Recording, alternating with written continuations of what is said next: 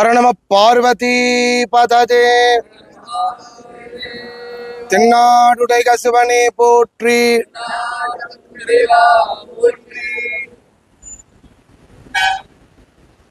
காசி யாத்திரையில மகத்தான ஒரு நாள் இன்னைக்கு. யாத்திரையினுடைய சம்பூர்ணமான ஒரு தினம். நாளைக்கு காசியில போய் இருந்தாலும் கயா வந்துட்டோம் அப்படின்னு கேட்டா கிட்டத்தட்ட யாத்திரையை நெருங்கின மாதிரி. கயா க்ஷேத்திரத்துல ராத்திரி ஒரு நாள் வாசம் பண்ணணும். ராத்திர ஒரு குழந்தை பிறந்திருக்கு அப்படின்னா அந்த அப்பா எனக்கு புள்ள பிறந்திருக்கான், அந்த புள்ள எதுக்காக? நம்ம வச்சுட்டு இருக்கக்கூடிய சொத்தெல்லாம் காப்பாத்துறதுக்காக நம்ம நினைச்சுட்டு இருக்கோம் இல்லையா? அந்த புத்திரன் நம்மளை காப்பாத்துவான், நம்மளை கடை தேற்றி விடுவான்ங்கிறதுனால அவனுக்கு புத்திரன்னு பேர். நிறைய நரகங்கள் இருக்கு. அதுல புத்து அப்படிங்கிற ஒரு நரகம், அந்த நரகத்துல இருந்து பெத்தவால மீட்டெடுக்கிறானான், அதனால அவனுக்கு புத்திரன்னு பேர். யாரு புத்திரன் அப்படின்னா, அம்மா அப்பாவை யார் பூஜை பண்றாலோ அவன் தான் புத்திரன். அம்மா அப்பாவை யார் கொண்டாடுறானோ அவன் தான் புத்திரன். அது என்ன கொண்டாடுறது அப்படின்னா, அவளுடைய ஜீவித காலம் வரைக்கும் அவ சொல்படி நடக்கிறது. ஜீவித காலம் முடிஞ்ச பிற்பாடு சரியான காலத்துல அவளை சாந்தி பண்றது. அதற்கப்புறமா பிரதி வருஷம் மறக்காமல் ஸ்ரத்தையா இதி ஸ்ரார்த்தகாங்கிற ஒரு வாக்கிய பதத்திற்கு இணங்க மிகுந்த ஸ்ரத்தையோட முன்னோர்களுக்கு ஸ்ரார்த்தம் பண்றது. ஜென்மால ஒரு முறையாவது வந்து கயாவுல பிண்டம் கொடுக்கறது. பாரதத்துல எங்க வேணாலும் எப்ப வேணாலும் எதை வேணாலும் நாம திரும்ப திரும்ப திரும்ப திரும்ப திரும்ப திரும்ப பண்ணலாம். கயால பிண்டதானம் அப்படிங்கிறது ஒரு முறைதான் கிடைக்கும், அதுவே துர்லபம். கயாவுல விட்டுட்டோம்னா வேற துர்கதி கிடையாது. ஜீவதோர் வாக்கியகரணாத் பிரத்யப்தம் பூரி போஜனாத் கயாயாம் பிண்டதானாத் திருபிகி புத்திரஸ்ய புத்திரஜா. இது மூணு காரியம் யார் பண்றானோ அவன் தான் புள்ள. ஜீவதோர் வாக்கியகரணாத், இருக்கும் காலம் வரையில அவ சொல்படி கேட்டு நடக்கிறது. பிரத்யப்தம் பூரி போஜனாத், வருஷா வருஷம் திதி கொடுக்கிறது. லைஃப் டைம் ஒன்னுலையாவது கயாவுல வந்து பிண்டதானம் பண்றது. கயா வரதே கஷ்டம். இன்னைக்கெல்லாம் கயா வந்துடுறோம். அந்த காலத்துல கிளம்புவா, காத்து மழை புயல், உடம்பு சரியில்லாம போயிடும், ஞாபகம் மறதி வந்துடுவா. காசியிலேருந்து கிளம்பி கயாவுக்கு வராம எத்தனையோ பேர் திரும்பி இருக்கா.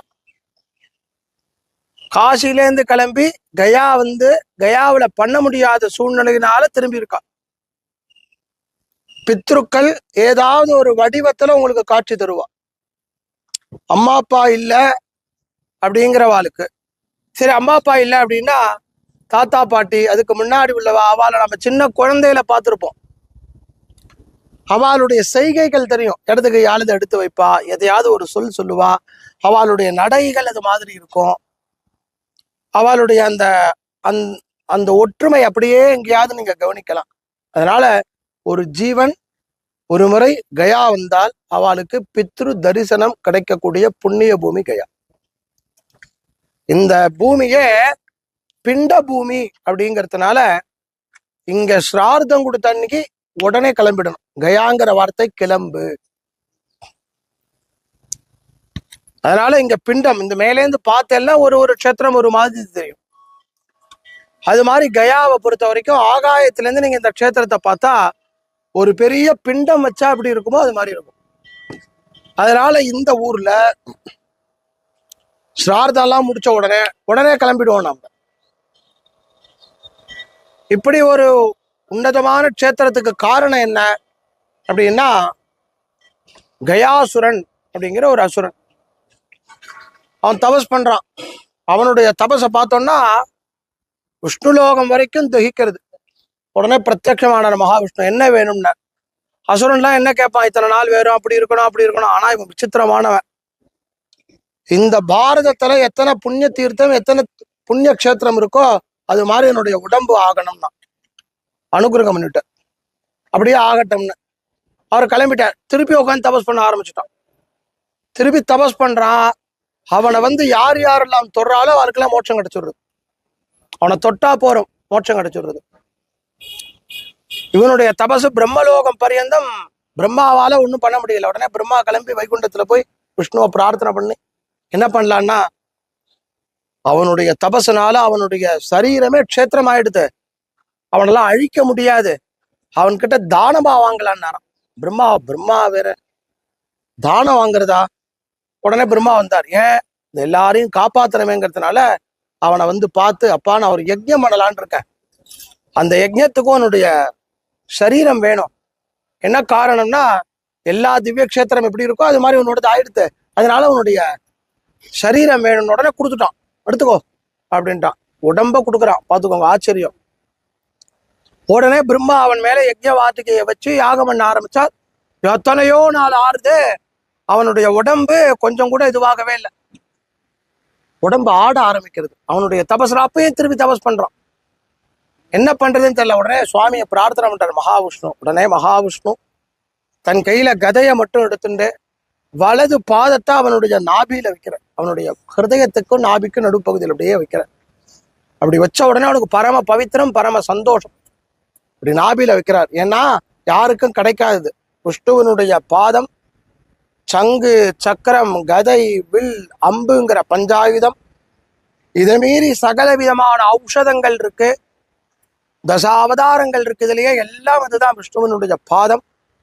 அப்போ அவன் கேட்கறான், இப்போ எனக்கு அனுகிரகம் பண்ணணும். அவன் மேல விஷ்ணுவனுடைய பாதமே அனுகிரகம். அவனை வச்சு ஒரு அழுத்தினா உள்ள போயிடுவான். அப்ப அவன் கேட்கறான், எனக்கு ஒரு அனுகிரகம். உடனே அப்படியே பண்றேன்னாரான். அவன் கேட்ட அனுகிரகம், கயா கஷேத்திரத்துக்கு வந்து முன்னோர்களை உத்தேசித்து யாரு ஒரு தீர்த்தமோ துளசியோ பிண்டமோ நமஸ்காரமோ பண்றாலோ அவளை வைகுண்டத்துக்கு அழைச்சிக்கணும்னா அப்படியே பண்றேன்னாராம். அந்த விஷ்ணு பாதம் தான் கயாவில் இருக்கு. அவன் பூமியில இறங்கிட்டான். பெரிய மலை, அவன் பூமியில இறங்கிட்டான். அந்த ஒரே ஒரு பாதம், ராமர் பாதம்னா 2 பாதம் இருக்கும், விஷ்ணு பாதம்னா ஒரு பாதம் தான் இருக்கும். அந்த கடையில போய் நீங்க விஷ்ணு பாதம் வாங்கிட்டா என்ன ஒன்ன தரையில் இன்னொன்னு எங்க நீங்க அவன்கிட்ட கேட்கப்படாது இல்லையா? அதுக்காக சொல்ல வரேன். விஷ்ணு பாதம் இதுதான். அந்த விஷ்ணு பாதம் தான் கோவில், அழகான கோவில். அங்க விஷ்ணு பாதம் நடுவுல இருக்கு. அதை சுத்தி வெள்ளியினால தடுப்பு இருக்கு. சதா சர்வ காலமும் கொண்டாந்து பிண்டம் அது தலையில போடுவா. பிண்டம் என்னைக்கு போடலையோ உலகம் வெடிச்சு சிதறிடும். அதனால 365 நாள் 24 மணி நேரமும் ஸ்ரார்த்தம் நடந்துட்டே இருக்கும், திதி நடந்துட்டே இருக்கும். திதி நடந்துக்கக்கூடிய ஒரு புண்ணிய பூமி. அந்த அந்த சன்னதிக்கு நேர் மேல உள்ளுக்குள்ள கர்ப்ப கிரகத்துல கதாதரன் விஷ்ணு இருப்பார். அதே அந்த சன்னதியில பக்கத்துல மகாலட்சுமி தாயார் இருப்பார். இதுதான் இந்த க்ஷேத்திரம். இதுல இங்க வந்து பல்குனி நதி, விஷ்ணு பாதம், அக்ஷயவடம், இது 3ம் தான் கயா கஷேத்திரத்தினுடைய உத்கிருஷ்டம் சொல்லப்படுறது. இதுக்கெல்லாம் என்ன விசேஷம், ஏன் இங்க வந்து பண்றோம் அப்படின்னா, இதை மீறி ராமாயண காலத்துல ஜெகன்மாதாவான சீதாதேவியை இங்க சார்தம் பண்ணியிருக்கா. ராமர், லக்ஷ்மணர், சீதை இவாளோட சேர்ந்து கயால தங்குற காலத்துல அவளோட அப்பா தகப்பனாருக்கு ஸ்ரார்த்தம் பண்றார், தீர்த்த ஸ்ரார்த்தம் பண்றார். கையில சாமான் இல்ல, ராமபிரான் வாங்கறதுக்காக அப்படியே கிளம்பி வெளியில போறார். கொஞ்சம் வாழை இலை, முக்கியமா பிராமணால் போஜனத்துக்கு வேணுங்கிறதெல்லாம் வாங்கிட்டு வருவோன்ட்டு கிளம்பி போறார். நேரம் மாறுது, காணும்.